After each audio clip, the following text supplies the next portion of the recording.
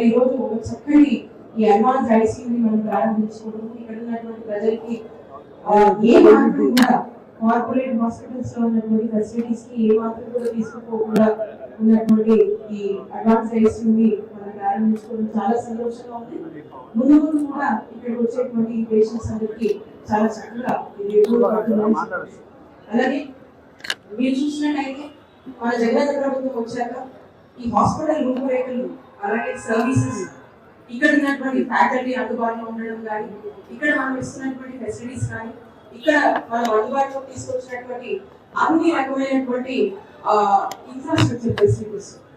and సేవలు కావచ్చు ఏ విధంగా మనం ఇంప్రూవ్ చేస్తాము ఏ విధంగా స్ట్రెంథెన్ చేస్తాము ఒకప్పటికి ఇప్పటికి ప్రతి పేషెంట్ నుంచి వస్తున్నటువంటి ప్రతి ఒక్కరు కూడా